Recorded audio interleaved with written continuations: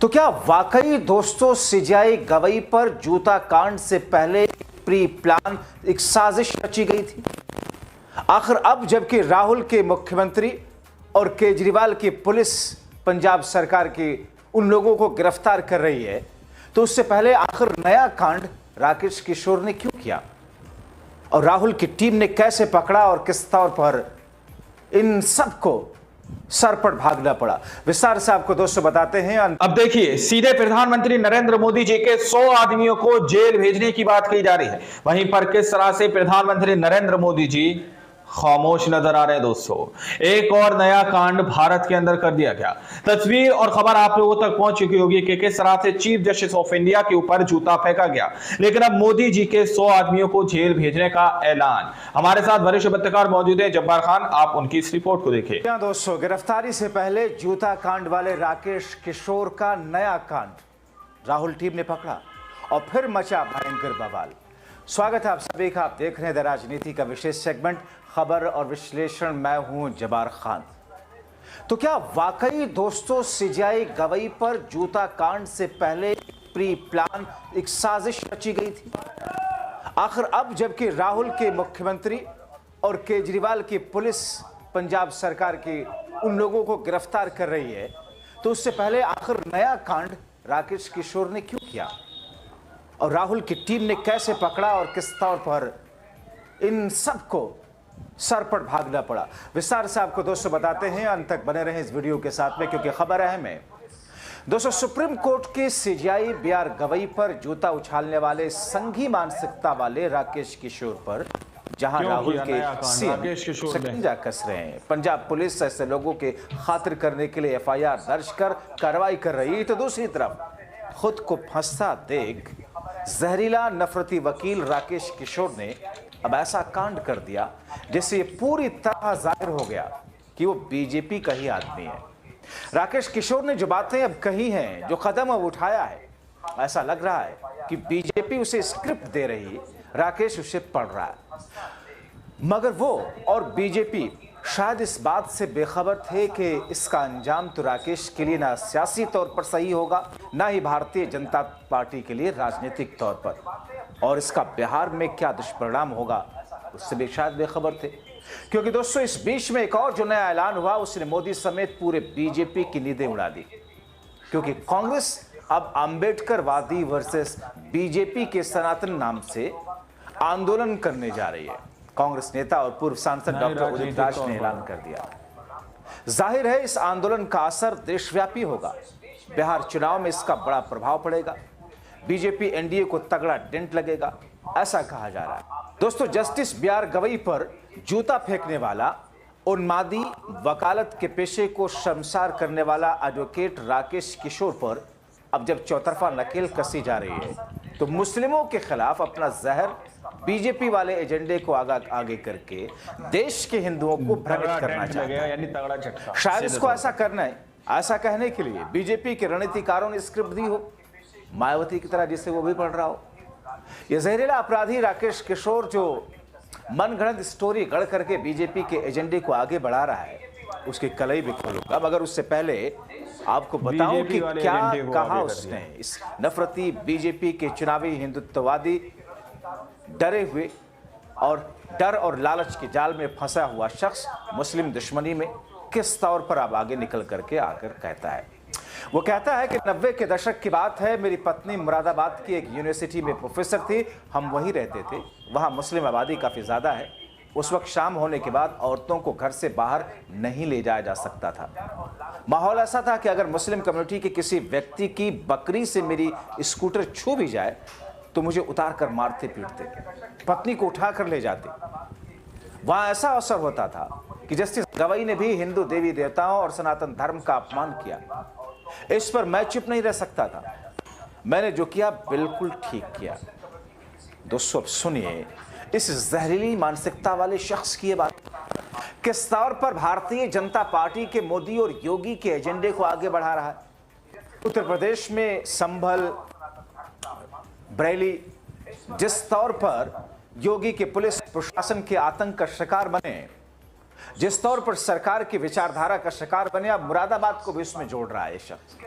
मुरादाबाद की अपनी मनगढ़ंत घटना बता करके जिस अंदाज में वो शख्स जहरीला और नफरती माहौल को और जहरीला बना रहा है।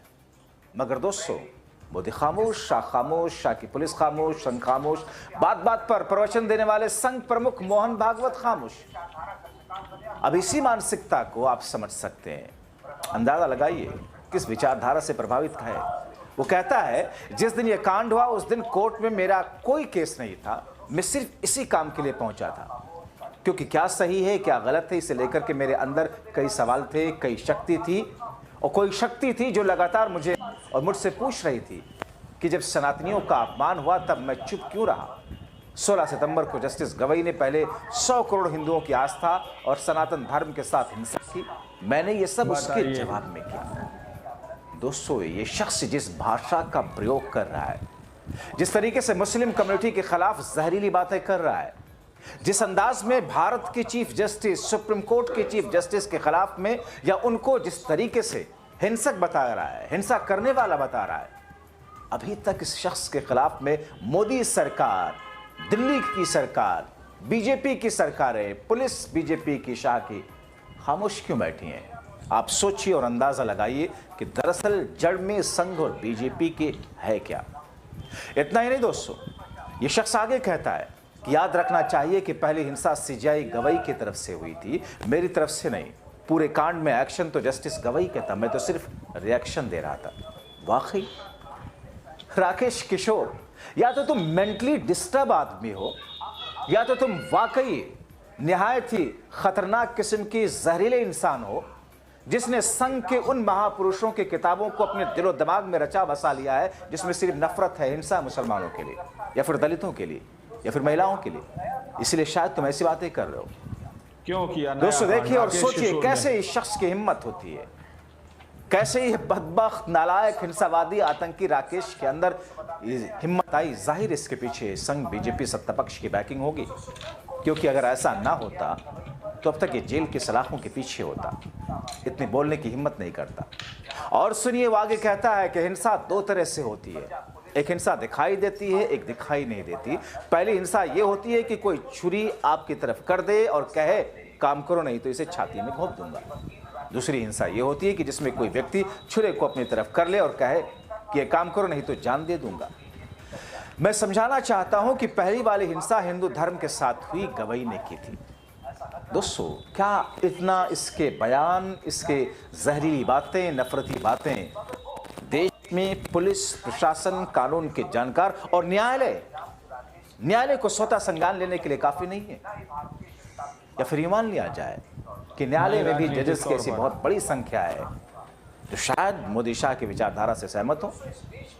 हैरानी इस बात की है दोस्तों कि इस हिंसावादी आतंकी राकेश किशोर को गोदी और doggy media, gutter media hero बना रहा है। ऐसे ही शख्स, ऐसे लोगों की जरूरत है इस मौजूदा वक्त के सत्ता पक्ष को और मौजूदा वक्त के सत्ता पक्ष की मीडिया को। जबकि दोस्तों इसके खिलाफ में तो तत्काल कार्रवाई भी हुई थी।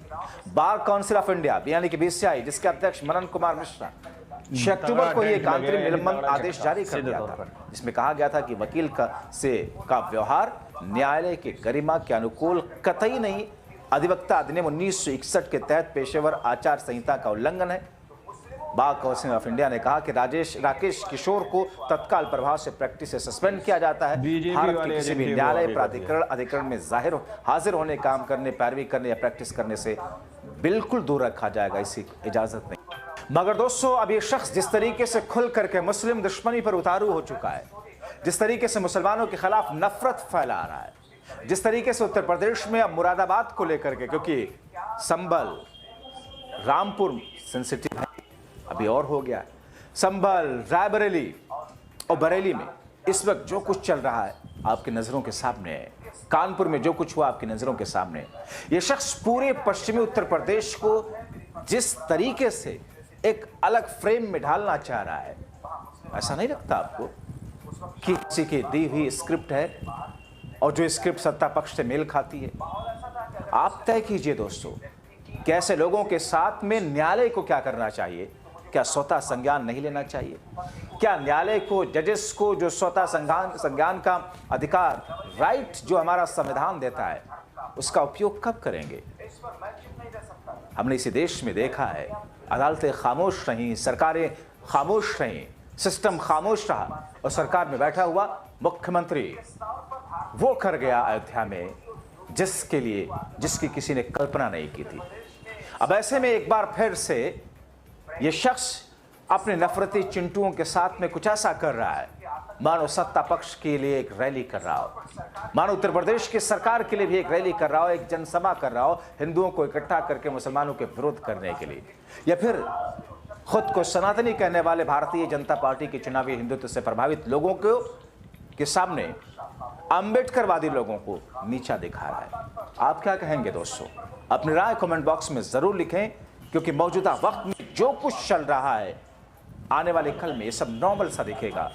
दोस्तों, आप लोगों ने इस वीडियो को शुरू से आखिर तक देखा। वीडियो के स्टार्टिंग में मैंने आप लोगों को बताया कि किस तरह से मोदी जी के 100 आदमियों को जेल भेजने की बात कही जा रही है, यानी कि पंजाब के अंदर CJI chief justice of India के ऊपर जो जूता फेंका गया और जिस तरह से पंजाब के अंदर के लोगों के ऊपर तकरीबन 100 लोगों के ऊपर एफआईआर दर्ज की गई है, 100 लोगों के ऊपर जिस तरह से मुकदमे दर्ज किए गए हैं, वो 100 लोग दावा किया जा रहा है कि भाजपा के समर्थन थे, मोदी जी के समर्थक थे, उन लोगों के ऊपर एफआईआर दर्ज की गई है। अब अगर ऐसा मामला सामने निकल कर आए तो सीधे तौर पर मोदी जी के 100 आदमी हैं, मोदी जी के 100 आदमियों को जेल भेजने की बात कही जा रही है। एक तरफ राकेश किशोर जिस तरह से बयानबाजी करते हुए नजर आ रहे हैं, वो भी अपने आप में काफी बड़ा सवाल है, क्योंकि जिस तरह से यहाँ पर एक हिंदू और मुस्लिम का एजेंडा खड़ा किया जा रहा है। हालांकि अभी तक जो मामला था ये इनका अपना था, लेकिन अब मुसलमानों को इसके अंदर घसीटने की कोशिश की जा रही है, हिंदू मुस्लिम के एजेंडे को बढ़ावा देने की कोशिश की जा रही है। अब आप लोग समझ सकते हैं कि मोदी जी के नए भारत के अंदर किस तरह की तस्वीरें देखने को मिल रही हैं और किस तरह की तस्वीरें आप लोगों को देखने को मिल सकती हैं। अब आप लोगों ने इस रिपोर्ट को देखा सुना, आप लोग इस रिपोर्ट के बारे में क्या सोचते हैं, क्या समझते हैं,